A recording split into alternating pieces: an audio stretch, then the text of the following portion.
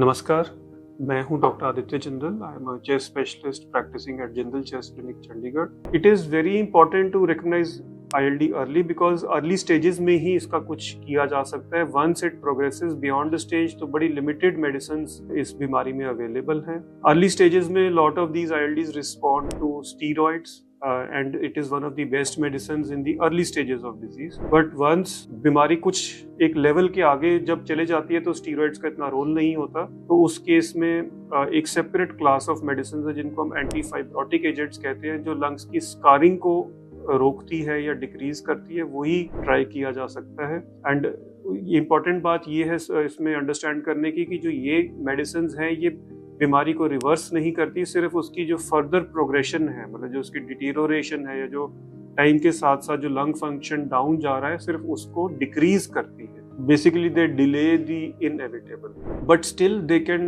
help in reducing symptoms and providing a better quality of life to patients. In addition to this, there are other supportive treatments which can sort of help the symptoms. And कई बारी घर पे oxygen use, जैसे regular oxygen से भी patients के symptoms में, सांस की दिक्कत में फर्क पड़ सकता है। लास्ट में the only viable option is lung transplantation, जिससे पूरी की पूरी लंग्स बदली जाती हैं और उससे काफ़ी पेशेंट्स को फ़र्क पड़ सकता है। But this has to be done at a stage where it is actually going to make a difference, because अगर इसको ज़्यादा डिले कर दिया जाए तब कई बार तो ये लंग ट्रांसप्लांटेशन हो ही नहीं सकती है और कई बारी उसका उतना फायदा नहीं होता। तो the main I would say the points in this is early diagnosis is very important, early treatment is important, बीमारी कौन सी है एग्जैक्टली वो ढूंढना इंपॉर्टेंट है। इस पे जितना सतर्क रहें, जितना अलर्ट रहें, उतना बढ़िया।